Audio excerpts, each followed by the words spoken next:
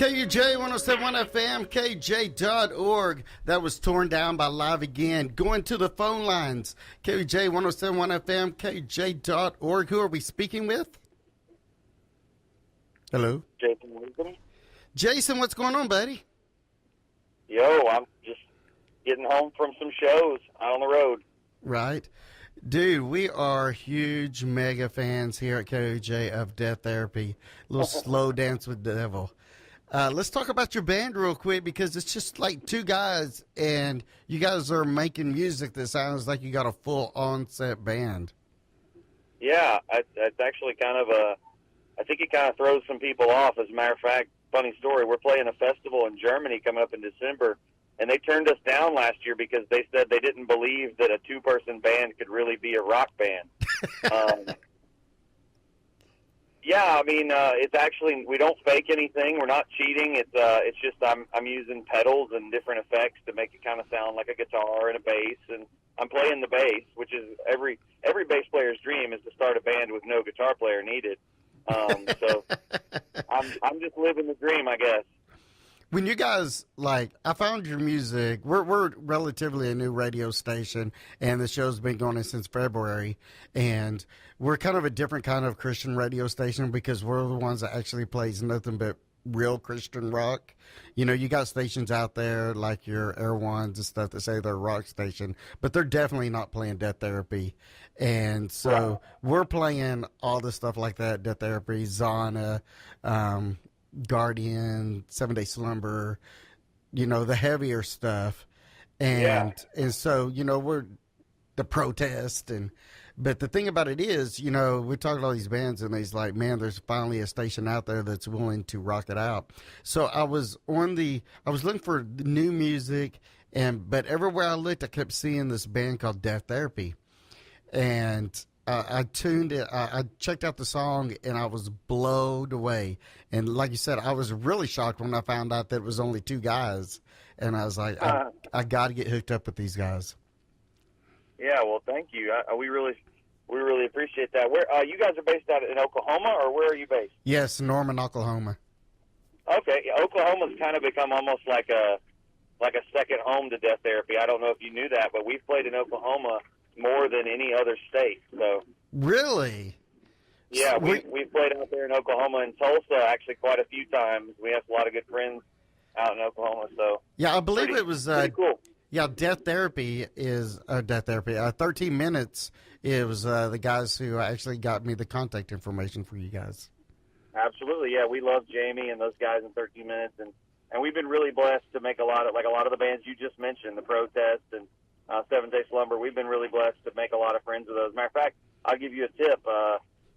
We just played a show last night with the guys in a band called Set for the Fall. And they have a new album that's about to drop, and man, you're the folks who listen to your station will love that stuff. I mean, I'm here to talk about my band, but we could talk about them too. So, right? They're really good. Just listen. The thing is, this is kind of an aside, but it's kind of the real thing. Like, there's a lot of rock music out there, and there's a lot of shows, and there's a lot of stuff, but I find that there's a special brotherhood in the Christian community, brotherhood, sisterhood. And that's really special to me. We can go play in another country, and people are calling you brother and sister. Then that doesn't really exist outside of the Christian metal and rock world. So anyway, that's the way I'll tie that into the other thing. One of the things that we've noticed here is I've been doing radio. I took a break, but since the mid-'90s, and I've always been about the Christian metal scene and stuff. And I kind of got away from it all. It started having a bad taste in my mouth. It seemed like the bands just really, they was losing their ministry side of it. And there was a lot of like fighting and stuff. But since I've come back to it, I've been calling a rock revival, because just like what you said, all the bands are working together. It's all about ministry. People's getting saved at concerts again. And I'm so blown away at this new onslaught of bands that are just out there rocking for God, and just they really have come together. Like you said, it's a family again. Yeah, that's the beauty of it. And I think it's growing. You know, it almost had to die. Like you were sort of mentioning, it almost it almost had to die for it to get started over again in a good and healthy way. And so I know, sometimes people feel discouraged, like they don't feel like there's not enough stations that'll play the stuff, or there's not enough bands yet. But I think we're right on the edge of a sort of renaissance of Christian rock, and I'm real excited about it. So. Yeah, you guys are definitely like just jumped on the scene and have been storming it for sure.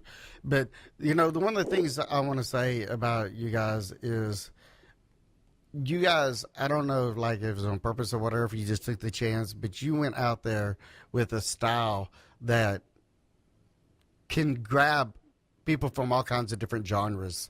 You got metalheads that listen to it. You got people in progressive. You got dance music people, people that like trance and stuff. You went out there with this sound that gravitates everybody.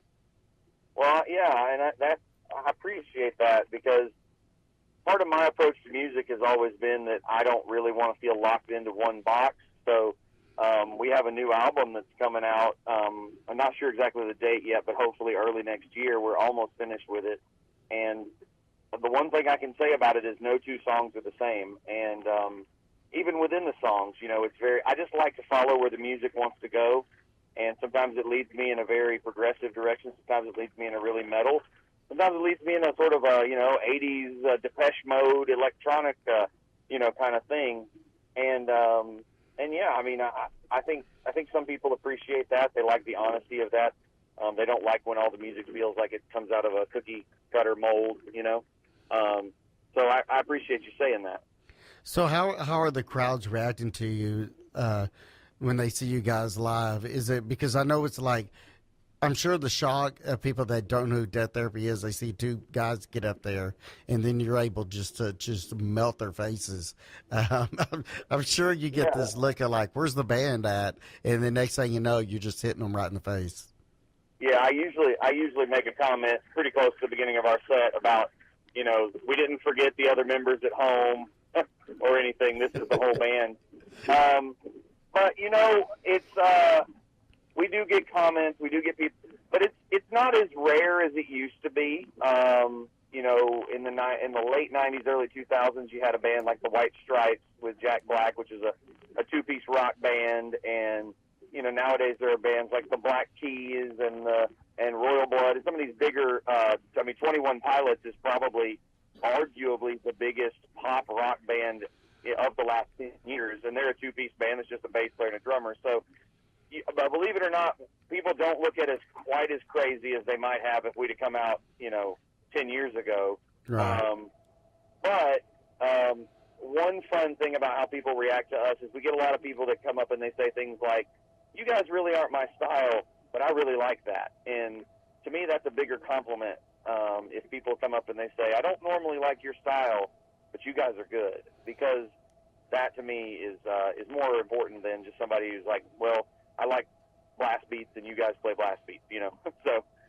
Yeah, crossover's huge. If you can, what you just said there is like right on tune. I mean, that's absolutely correct. If you can draw people in that normally wouldn't listen to you, then that's favor. That's definitely bringing in something that would be a huge compliment, because I think if you can, like, people's going to be drawn to you. That's even biblical. God said that, there is light, people will be drawn through you. And, that's cool how you said that. People, like you said, will be at the show, especially these festivals, seeing some of these other bands. And then you guys get up there and they're like, it ain't my style, but man, you got to dig it. You got to respect it. Yeah. And so I think they say that whatever music you were listening to when you were about 18, 19, 20 years old will stick with you forever, is probably the styles that define you. And I grew up, I was 18, 19, 20 years old in the mid to late 90s. And to me, the mid to late 90s, for all of the problems that we had in music, there was sort of this golden age of alternative experimentation, and people just sort of, it didn't matter what style it was. If it was rocking, if it was heavy, if it was grungy, if it was, then people kind of came together and it was all part of an alternative movement. And I guess what I'm saying is that's what I grew up with. That's what's always stuck with me. And so when people say, what style is Death Therapy? I don't know. I just want to have fun and play heavy, grungy, nasty, groovy, fun stuff. Right. So it kind of sounds a little bit like that to some people. They say, yeah, it kind of sounds like this was recorded in, 99 or something. So.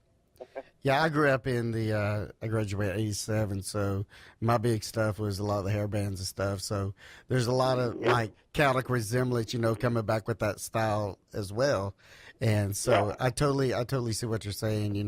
When you get that down inside you, you're like, you'll never let go of what it is that got you like in music. We're going to play a song.